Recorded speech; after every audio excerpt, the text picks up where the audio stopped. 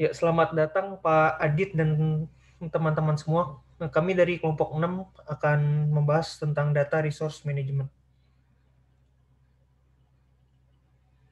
Kelompok kami terdiri dari Dedi Kristianto, Dery Pujianto, Devin Valentin, saya sendiri Hansen, dan Irfan. Apa itu data resource management? Manajemen data merupakan bagian dari manajemen sumber daya informasi, serta memastikan bahwa sumber daya data perusahaan mencerminkan secara akurat sistem fisik yang diwakilinya. Sumber daya data disimpan dalam penyimpanan sekunder yang dapat berbentuk berurutan atau sekuensial atau akses langsung, direct access. Teknik dasar manajemen berbasis data. Nah, itu dibagi 5. Yaitu yang kriteria pertama bersifat data oriented dan bukan program oriented. Kriteria kedua dapat digunakan oleh beberapa program aplikasi tanpa perlu mengubah basis datanya. Yang ketiga dapat dikembangkan dengan mudah, baik volume ataupun strukturnya. Kriteria keempat dapat memenuhi kebutuhan sistem baru secara mudah. Dan yang kelima dapat digunakan dengan cara-cara yang berbeda. Struktur berbasis data itu merupakan perangkat untuk menjaga abstraksi data, dikenal dengan sebutan data model. Data model merupakan kumpulan konsep yang dapat digunakan untuk menggambar struktur data. Struktur basis data meliputi tipe data, relationship, dan beberapa syarat yang harus dipenuhi basis data. Selanjutnya akan dilanjutkan oleh teman saya, Devin. Selanjutnya ada 5 struktur database. Yang pertama, struktur hierarkis. Membuat hubungan antar record membentuk hierarki atau struktur seperti pohon. Semua record merupakan dependent dan diatur dalam struktur multi tingkat. Terdiri dari record root dan sejumlah tingkat subordinat. Semua hubungan antar record adalah one-to-many karena setiap elemen data dihubungkan ke hanya satu elemen di atasnya. Next. Yang kedua ada struktur jaringan. Struktur ini memungkinkan hubungan many-to-many antar record. Dalam database jaringan, record dapat dihubungkan ke lebih dari satu orang tua memungkinkan banyak hubungan ke banyak di antara datanya. Serupa dengan database hierarki, database jaringan menggunakan hubungan yang eksplisit yang disebut pointer untuk menghubungkan member dan owner. Secara fisik, pointer adalah alamat penyimpanan yang mengandung lokasi dari sebuah record yang berhubungan. Next. Yang ketiga ada struktur relasional. Database relasional menggunakan susunan data berupa tabel yang terdiri dari baris dan kolom yang konsisten dengan situasi bisnis dunia nyata. Dalam database relasional, tabel disebut relation dan model berdasarkan pada teori matematika dari himpunan dan relasi. Dalam model ini masing-masing baris dan data ekuivalen dengan record dan masing-masing kolom ekuivalen dengan field. Next.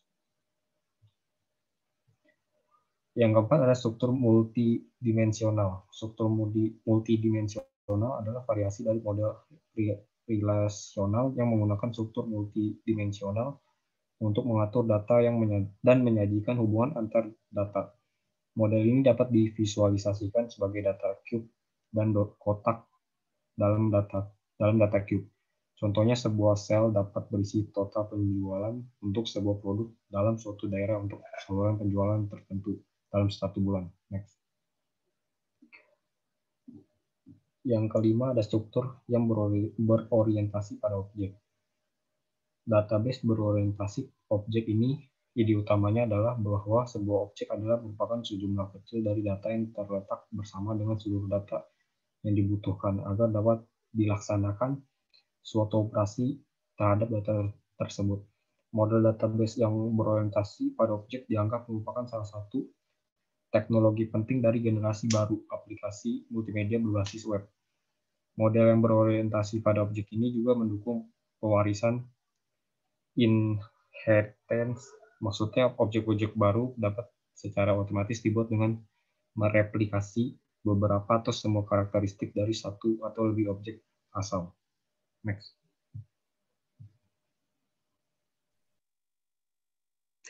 Oke, selanjutnya definisi umum yang digunakan dalam basis data itu ada 5 ya. Yang pertama itu ada entitas. Entitas itu adalah orang, tempat, kejadian, atau konsep yang informasinya direkam. Pada bidang administrasi siswa misalnya, siswa buku bayaran. Yang kedua, atribut. Atribut itu biasanya digunakan juga dalam elemen data field atau data item yang digunakan untuk menerangkan suatu entitas dan mempunyai harga tertentu. Misalnya atribut dari entitas pegawai diterangkan oleh nama, umur, alamat, dan pekerjaan.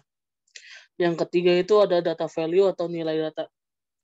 Data value itu adalah data aktual atau informasi yang disimpan pada tiap data, elemen, atau atribut. Atribut nama yang pegawai menunjukkan tempat di mana informasi nama karyawan disimpan. Nilai datanya misalnya adalah Anjang, Arif, Suryo, dan lain-lainnya yang merupakan isi data nama pegawai tersebut. Yang keempat itu ada file atau tabel. File atau tabel adalah kumpulan record jenis yang mempunyai panjang elemen yang sama, atribut yang sama, dan namun berbeda dengan nilai data lainnya. Yang kelima itu ada record atau tuple. Record atau tuple itu adalah kumpulan elemen-elemen yang saling berkaitan menginformasikan tentang suatu entitas secara lengkap. Satu record itu mewakili satu data atau informasi lainnya. Next. Selanjutnya itu adalah ada tipe basis data. Tipe basis data itu ada 4 bagian. Yang pertama itu database operasional. Database operasional itu berfungsi untuk menyimpan data terinci yang dibutuhkan untuk mendukung proses bisnis dan operasi dari suatu perusahaan. Database operasional juga disebut subject area database atau SADB. Database transaksi atau transaction database, dan database produksi atau production database. Yang kedua itu ada database terdistribusi. Data ini dapat bertempat dalam server jaringan di internet dan eksternet perusahaan atau di jaringan perusahaan lainnya. Contohnya itu database terdistribusi dapat berupa salinan dari database operasional atau analitis, database hipermedia, atau jenis database lainnya. Yang ketiga itu ada database eksternal. Database ini aksesnya ke informasi yang kaya dari database eksternal tersedia secara gratis dari berbagai layanan komersial online dan dengan atau tanpa biaya dari sumber di internet. Contohnya itu ada jurnal, newsletter, dan bahan lainnya yang terdapat di internet. Yang keempat itu ada database hipermedia. Database hipermedia ini dapat terdiri dari berbagai halaman hyperlink dari multimedia, yaitu ada teks, grafik, dan gambar, fotografi, klip, video, dan segmen audio, dan lain-lainnya.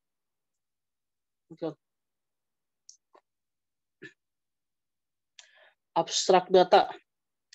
Abstrak data itu mempunyai kegunaan utama sistem basis data. Kegunaannya itu adalah agar pemakaian mampu menyusun suatu pandangan abstraksi dari data. Bayangan mengenai data tidak lagi memperhatikan kondisi sesungguhnya. Bagaimana suatu data itu masuk ke database disimpan dalam sektor mana, tapi menyangkut secara menyeluruh bagaimana data tersebut dapat diabstraksikan mengenai kondisi yang dihadapi oleh pemakai sehari-hari. Sistemnya sesungguhnya tentang teknis bisnis bagaimana data itu disimpan dan dipelihara seakan disembunyikan kerumitannya dan kemudian diungkapkan dalam bahasa dan gambar yang mudah dimengerti oleh awam. Next one.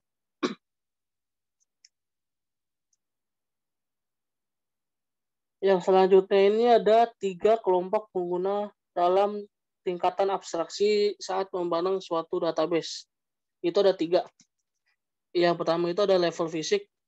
Level fisik ini merupakan level abstraksi paling rendah karena menggambarkan bagaimana data itu disimpan dalam kondisi sebenarnya.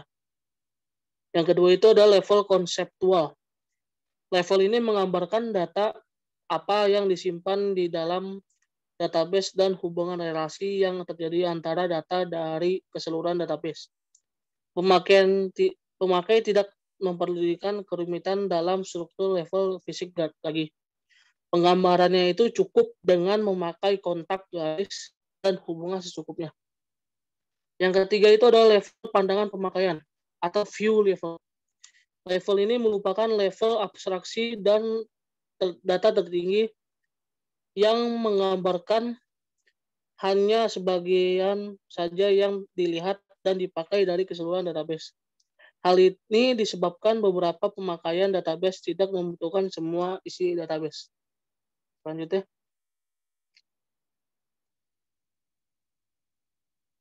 Mengelola data basis data. Ini pentingnya data adalah bagi perusahaan untuk keunggulan kompetitif. Sebuah aktivitas manajerial yang mengimplementasikan teknologi informasi seperti manajemen database, gudang data dalam tugas untuk mengelola sumber data organisasi untuk memenuhi pihak yang berkepentingan. Proses ini biasanya digunakan untuk menginput proses output, untuk mengakses dan mengekstrak data yang relevan, serta mengubahnya ke dalam bentuk umum. Misalnya itu ada beberapa anak perusahaan mencatat aktivitas menggunakan definisi data yang berbeda sehingga hasil data kurang optimal. Pemecahannya itu dengan membuat kesepakatan mengenai definisi data untuk semua kegiatan bisnis.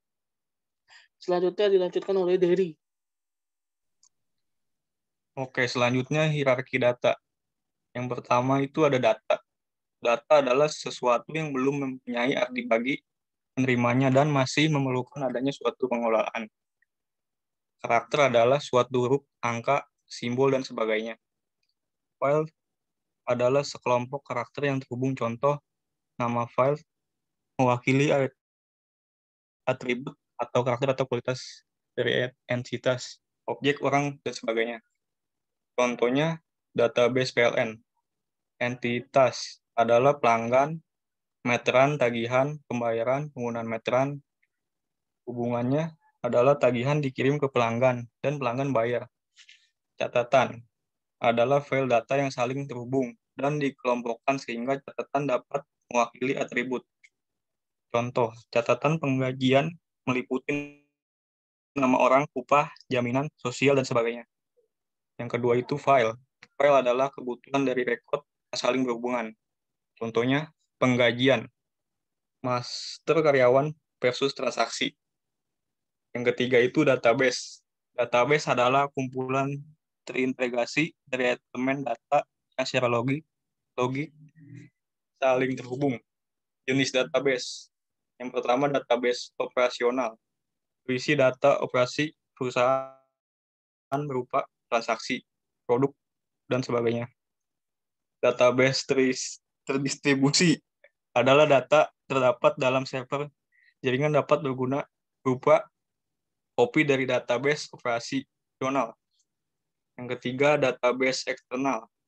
Dalam dunia maya, contoh database produksi, database SDM. Kemudian selanjutnya, data warehousing. Penggunaan data atau data warehousing adalah sebuah penampungan data secara elektronik dari sebuah organisasi. Gudang data atau data warehouse dirancang untuk memudahkan pelaporan dan analisa data. Penggunaan data yang berfokus pada penyimpanan data. Namun cara untuk mengambil dan menganalisis data, mengekstrak, mengubah, dan mengambil data dan untuk mengelola kamus data juga dianggap komponen penting dari sistem penggunaan data.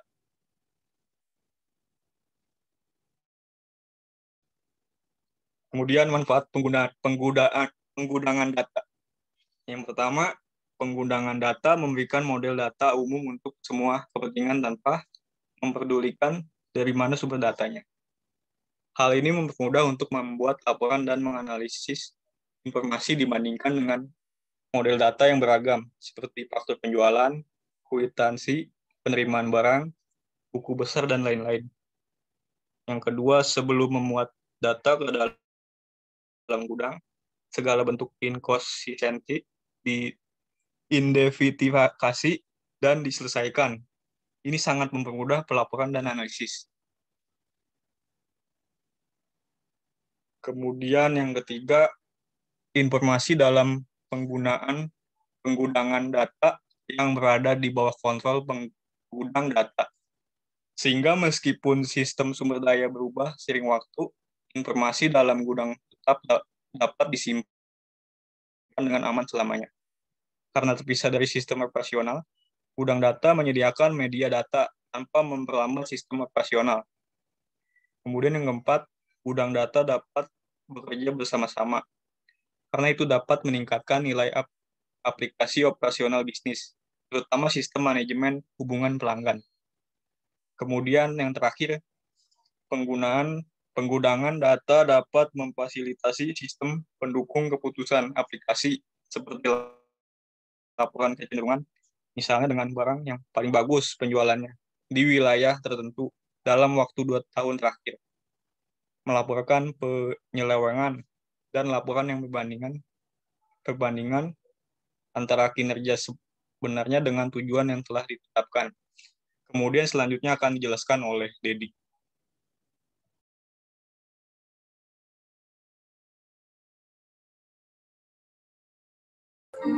Lalu selanjutnya ada data mining. Data mining adalah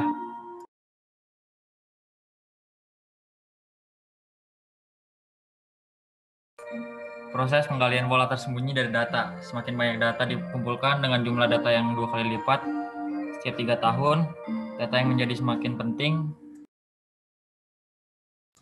untuk mentransformasikan data menjadi informasi. Hal ini umumnya digunakan dalam berbagai praktek pencarian keterkaitan data seperti pemasaran, mendeteksi penyelewengan, dan penemuan ilmiah. Data mining dapat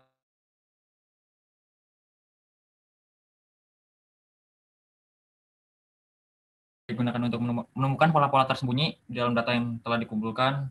Ia tidak dapat menemukan pola yang tidak ada dalam data ataupun dalam data yang belum dikumpulkan. Next.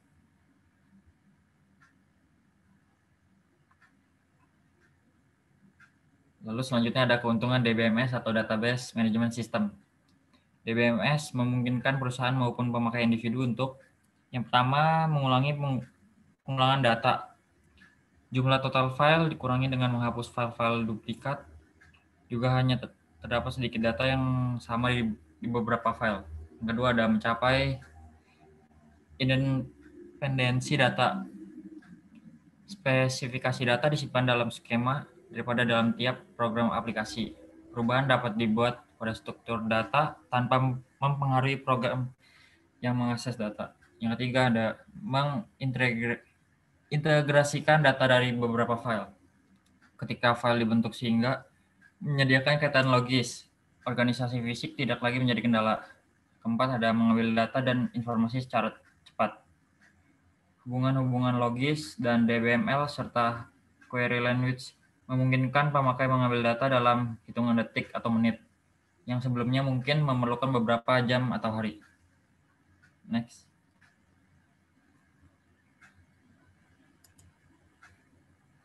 Kerugian DBMS. Yang pertama itu ada memperoleh software yang mahal. DBMS mainframe masih sangat mahal. DBMS berbasis komputer mikro, biayanya hanya beberapa ratus dolar, dapat menggambarkan pengeluaran yang besar bagi organisasi kecil. Kedua ada memperoleh konfigurasi hardware yang besar. DBMS sering memerlukan kapasitas penyimpanan primer dan sekunder yang lebih besar daripada yang diperlukan oleh program aplikasi lain. Juga kemudahan yang dibuat oleh DBMS dapat mengambil informasi, mendorong lebih banyak terminal pemakai yang disertakan dalam konfigurasi daripada jika sebaliknya. Yang ketiga ada mempekerjakan dan mempertahankan staf MBA. DBMS memerlukan pengetahuan khusus agar dapat memanfaatkan kemampuannya secara penuh. Pengetahuan khusus ini disediakan paling baik oleh para pengelola database DBA. Next. Database terkomputerisasi maupun DBMS bukanlah persyaratan mutlak untuk pemecahan masalah. Namun mereka memberikan dasar-dasar penggunaan komputer sebagai suatu sistem informasi bagi para spesialis informasi dan pemakai. Contoh kasusnya banyak digunakan di perusahaan yang menggunakan data mining untuk yang pertama melakukan analisis berbasis pasar agar dapat mengidentifikasi berbagai paket produk. Yang kedua menemukan akar dari masalah kualitas atau produksi. Ketiga, mencegah penurunan pelanggan dan untuk mendapatkan pelanggan baru. Yang keempat, mendapatkan gambaran mengenai pelanggan dengan lebih akurat. Next. Sekian presentasi dari kelompok kami mengenai data research management. Semoga materi yang kami bawakan bisa berguna dan bermanfaat bagi Anda. Mohon maaf bila ada salah-salah kata. Sampai jumpa.